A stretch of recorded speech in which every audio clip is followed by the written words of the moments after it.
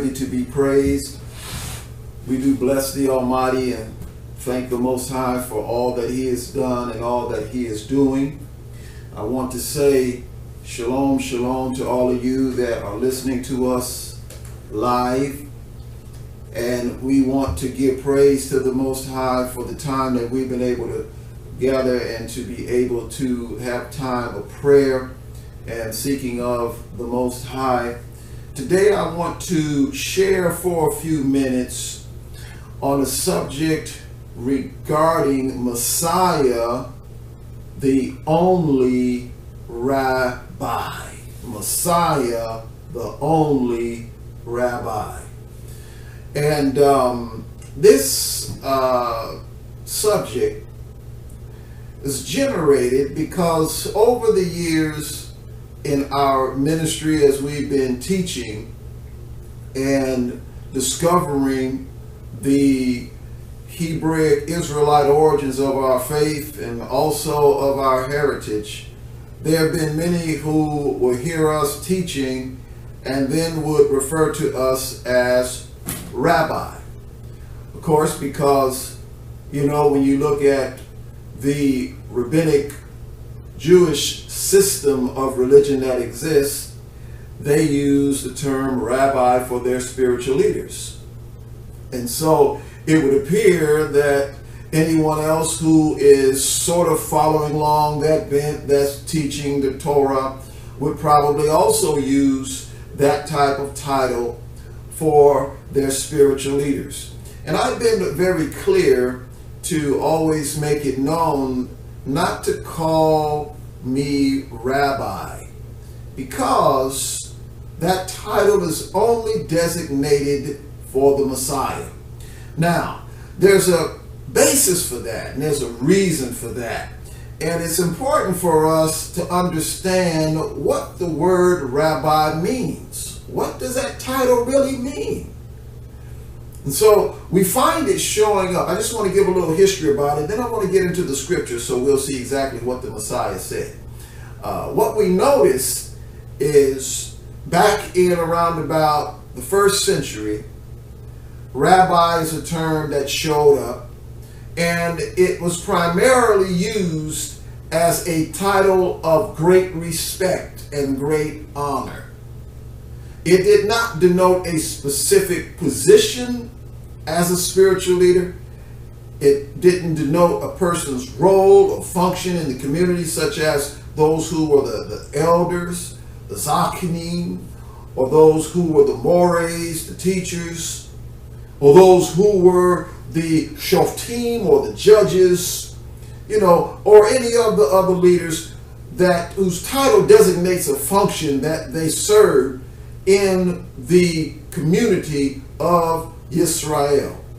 But Rabbi, which is the more appropriate way to pronounce it, Rabbi, is a term that endeared respect. It's basically one of those words that means you're the high and great one. You're the one that is heavily endowed, the heavily endowed one. Because the word Ra'av means great, big, large.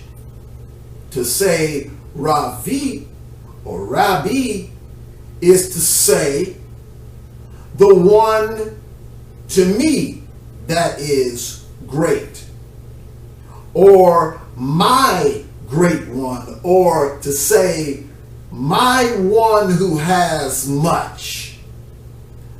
And so the term rabbi was a term that the Pharisees wanted to have attached to themselves as they were trying to, at the particular time in the 1st century, become the leading and dominant, most influential sect in Judaism during that time. And so they wanted the people to call them Ravi. They wanted to be seen as the great spiritual leaders, the heavily endowed ones of the community. And so that title was something that they put upon themselves. Now, it wasn't used very much in the first century, but of course, as the Pharisees began to morph into the system and came up with the system called Rabbinic Judaism, that became an official title for all of those who are the spiritual leaders and teachers of the people. But let's look at what the Messiah said regarding this. It's interesting. We go to chapter 23 of Matthew. We find here the Messiah begins that 23rd chapter by speaking to his disciples, and he says to them, they that sit upon Moses' seat, he says, do the things that they tell you, but do not follow their practices. And then Messiah goes through this whole list of rebukes. He calls them hypocrites, and he talks about them in a negative manner. Now, when you get over into the 7th verse, Messiah is continuing with his rebuke directed to the Pharisees. And in the 7th verse, he says, and this is what they love. They love the chief seats in the synagogues. And then in verse 7, it says, and greetings in the markets, and to be called of men, Rabbi, Rabbi. Now in verse 8, here's the instruction that Messiah gives to his disciples, showing the contrast. In other words, he's showing this is what the Jewish religious system is doing, that really does not concern itself with being the servants of Elohim, but are in actuality exalting themselves before the people.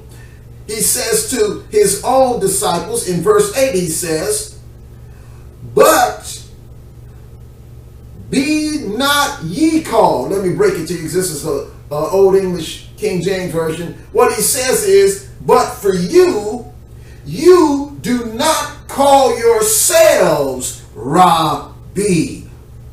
Check this out. He says, for you have one master, or one Rabbi, even the Messiah. So here in this verse, the Messiah makes it clear that the designated title Rabbi belongs only to him. He tells his disciples, now you see what they're doing. You see what they're calling themselves. I don't want you to do that. Now, prior to this time, when Messiah was talking about how the leadership was going to flow in his community under his direction, he said, you know how the pagans do it. You know how they make their people submit to them and they bear down upon them. He said, not with you. He said, but whosoever will be great among you, he said, let that person be the servant. And whosoever will be chiefest among you, he said, let that person be their slave. He used the term diakonos in the first instance of it, which is translated minister, but he uses the term doulos with reference to those that will be chief among you, which literally means a bond servant or slave. And so what Messiah does, he changes the dynamic, and he changes the whole game when it comes to those who are called, quote unquote, spiritual leaders. They are to be regarded as servants of the Most High to the people. Messiah begins to reiterate that same concept here, and I'm going to continue reading. I'm going to read, looking at the latter part of the 8th verse, after Messiah says, but I don't want you to call yourselves Rabbi, Rabbi. I don't want you to call yourselves that. He says, I want you to understand that you have one Rabbi, master, that is me. Messiah is the Rabbi, the Rabbi, the one who is heavily endowed with much, the one in whom to you, the Messiah has been given to us. He is our one who has much. only the Messiah. But he says, with regard to all of you, you all are brethren. So what Messiah is doing here, he wanted to convey the message to his disciples. He wanted to say, look, I don't want you all to begin to see yourselves greater than each other. There are no big I's and little U's. Yes, there are spiritual leaders, and yes, there is a protocol, because those who are being served by spiritual leaders and are watched over by the overseers, the apostles, prophets, pastors, teachers, all of those individuals that function within the framework of the Messianic house of Israel, these individuals are servants of the Most High for the people. And if the people do not submit to the divine authority that's been placed upon those individuals that serve in these capacities, then they will deal with the Almighty. Not because the spiritual leader is walking around with their chests all bloated out and acting like, you know, look, I'm the big dog here. I'm the one you need to listen to. Don't you know who I am? I'm bishop. I'm this. I'm that. No. Messiah said, you are all brethren. He wants those of us who are in capacities of spiritual leadership, and he's dealing with capacities of spiritual leadership. This is the context of it. Because you see, Messiah is speaking to those who are his disciples. Sometimes I use the terms disciples and apostles interchangeably, but he's talking to the 12 right here. And he's telling them, you are all brethren. Don't see yourself as being considered the one that's the heavily endowed one. See, Messiah made it very plain to those brethren. He said that without me, you can't do anything. So you need me for everything. And that's the role of the servant. The servant is to be dependent upon the master, the one who has much, and to follow the instructions of the master. So Messiah says, you are all brethren. And then let's understand this, he's continuing in verse 9, speaking within the framework of the context of those who are spiritual leaders. All right? That's what verse 9 is contextually referring to also. Because it says, and call no one your father upon the earth, for one is your Father, which is in heaven. Now, some people, when they read that, the first thing they think about, oh, I can't call my natural father, father. I can't call my natural daddy, daddy. Is that what Messiah is saying? No, that's not what Messiah is saying. We have to understand that when Messiah made this statement, he made it within the context of how spiritual leaders are to see themselves and how they are to be careful not to allow others to address them by a title. This is what this is about. These are titles. Messiah wanted to make it very clear that those who are his servants that are doing his business in the earth are not to allow people to put titles upon them that would elevate them to a position in their minds and before the people that the Most High never intended. This is why he said this. So he says, and call no one your father upon the earth, for one is your Father which is in heaven. Now I just want to stop right here before I get into verse 10, because what we see Messiah saying here is the exact thing that the Greco-Roman church system began to do.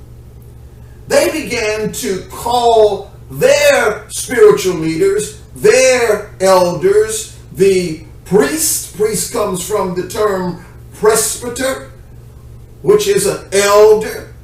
They began to use the title father attached to their presbyters or elders so that when people come before the spiritual leader within the Catholic system and even within the Eastern Orthodox system, they use the term patriarch, which also means father.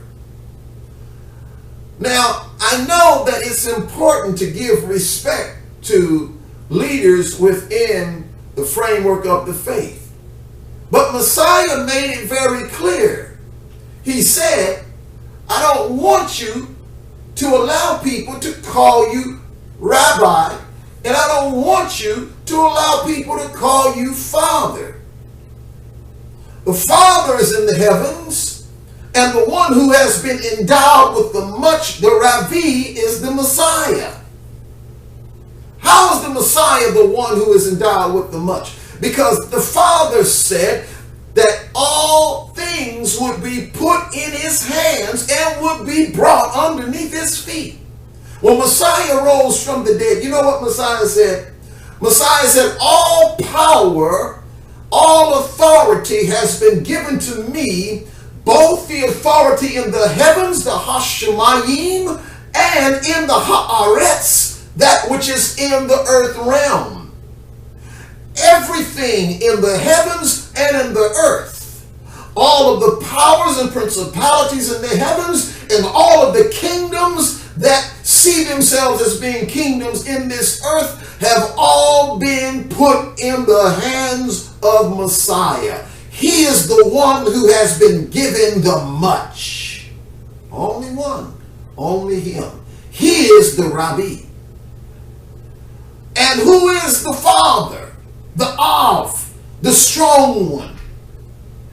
The strong one is the Heavenly Father, Yahuwah Eloheinu, our Father, our Abba. Now, Messiah wanted to make it clear you don't give these titles out to spiritual leaders because it will elevate them to a position in their minds, in their thinking, and before the people that is only given to the Messiah and to the Father. It's important that we understand that. That's the reason why the Messiah gave these instructions here. But what do we find happening as time rolls along?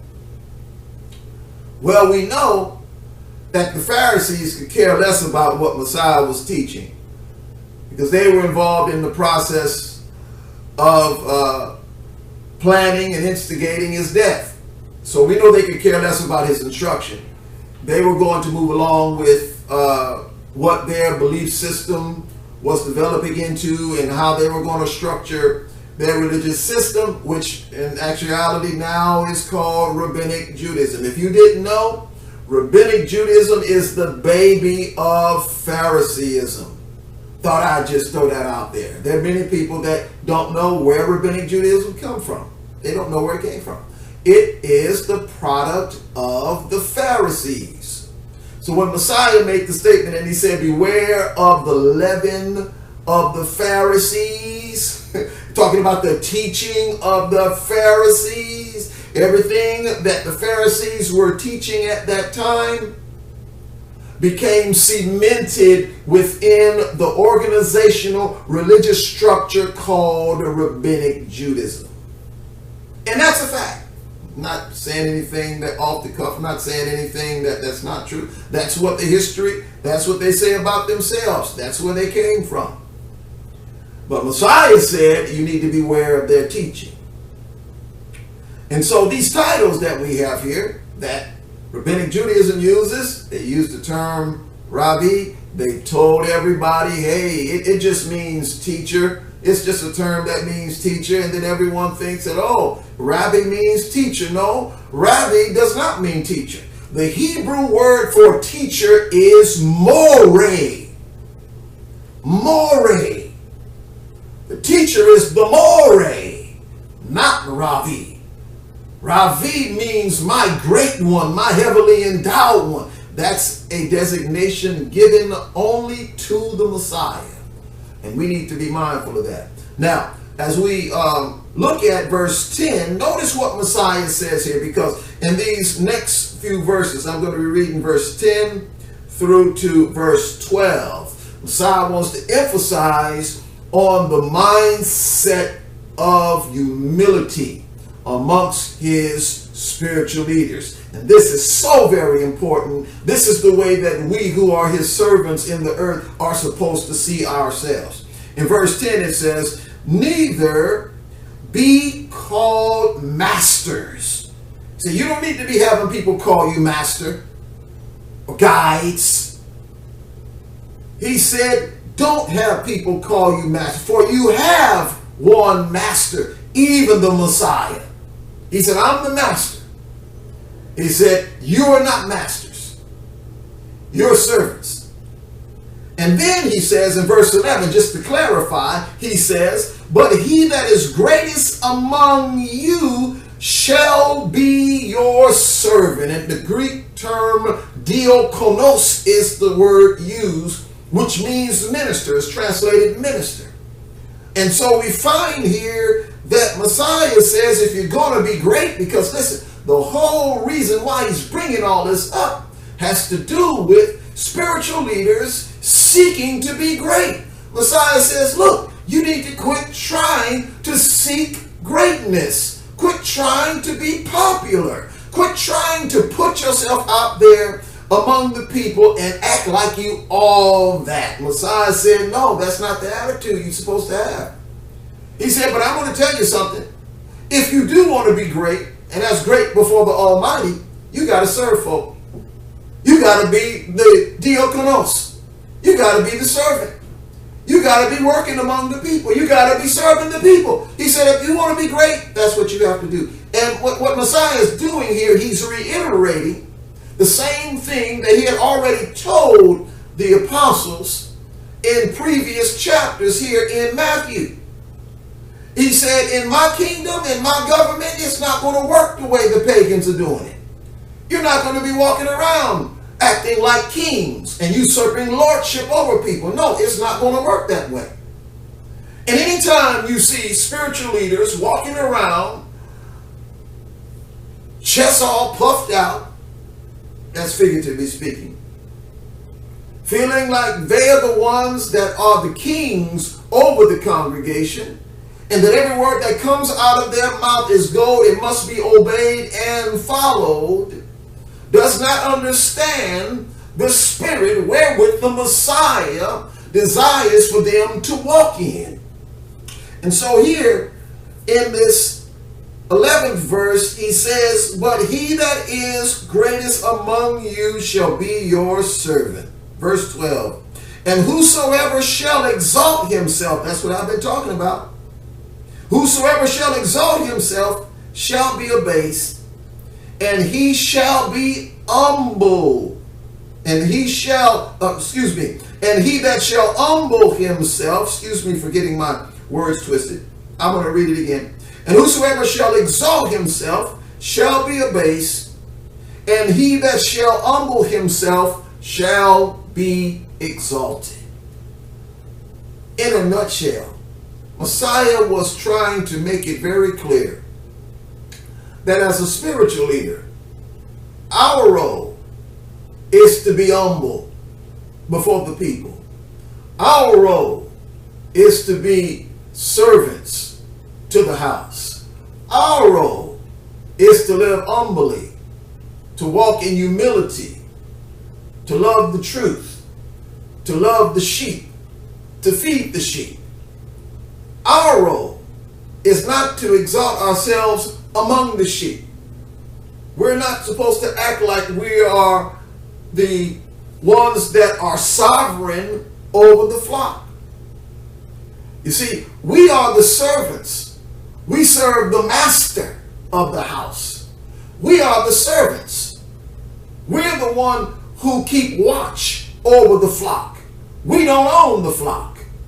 We keep watch over the flock for the master. We oversee for the master. You know, Peter said something, and I'm going to wrap this up. When he was giving instructions to spiritual leaders, and he said, Feed the flock of Elohim that is among you, not by constraint, not for filthy lucre or for money. He said, but taking the oversight thereof, not as being sovereigns over the heritage of Elohim.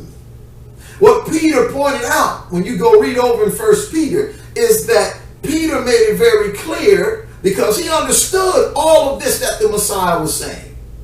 He understood it clearly. And he said, we are to take oversight over the flock that belongs to Elohim. It's not our flock. We're not supposed to lord over it. We're not supposed to dominate it. We're supposed to serve it and feed the flock.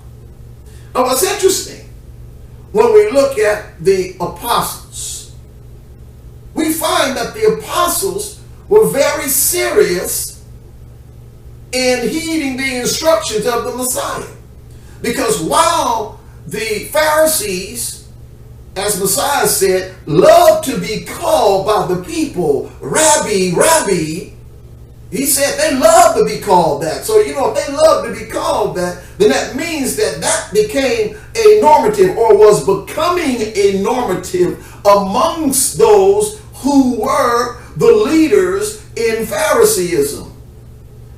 But the apostles, the Shechliachim of the Messiah, we find him saying to them, don't call yourselves that.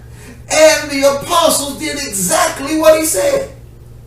When you open up the scriptures, you read the letters of Peter, John, Yochanan, James, Yaakov, the brother of Messiah, you find that they never used the term Rabbi when they refer to themselves. They refer to themselves as elders.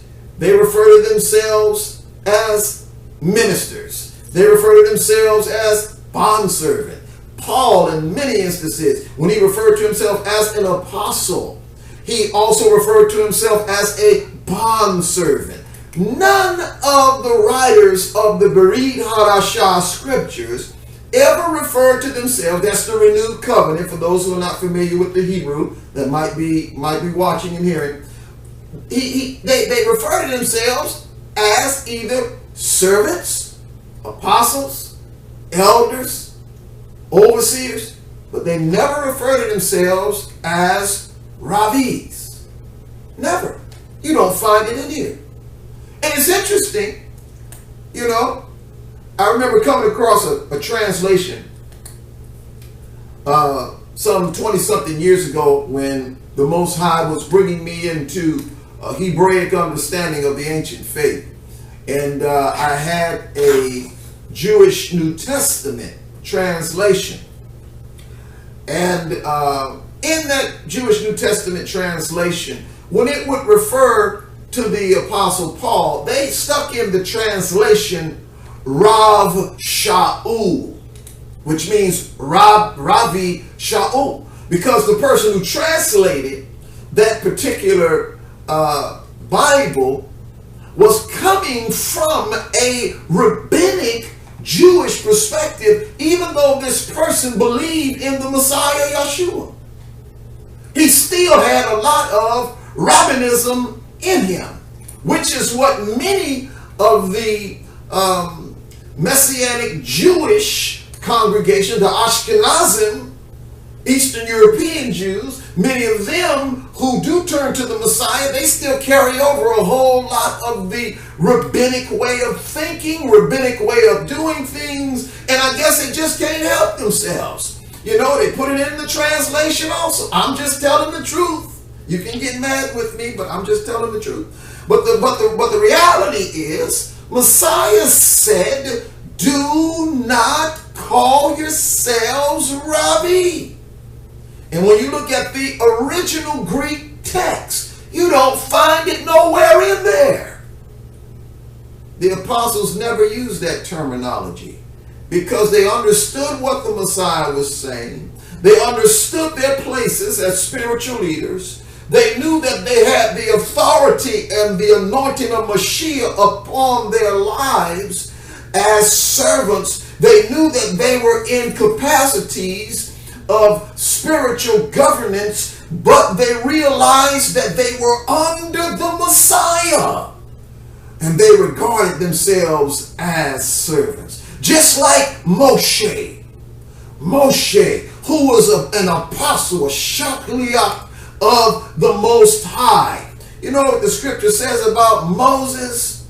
It says that he was the servant of Yahweh.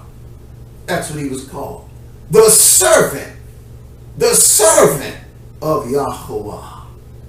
And this is how we're to regard ourselves. For those of us who are in capacities of spiritual leadership, we're to regard ourselves as the servants of Yahweh. And I'm going to close on that note. I trust that this teaching has been informative. I know for many, it's definitely been informative, because there are many who are unaware of what Rabbi even means. But I trust that it's been informative. I trust that it has helped you to understand what the Messiah was saying when he said, don't call yourselves Rabbi. Don't have anyone call you Rabbi. Don't have anyone call you Father, because these are titles. These are titles for spiritual leaders. We know that when time rolled on from the time frame of the first century when Messiah gave these instructions, sad to say, those who say that they represent the Messiah did exactly the opposite of what he said. But I want to challenge us in this era to begin taking seriously the instruction of the Messiah, just as the first century apostles and spiritual leaders took seriously the instruction of the Messiah. He is our King, and we're to follow his example and to do those things that he commands us. Well, the Most High be praised. Shalom, shalom to each and every one of you. I'm closing.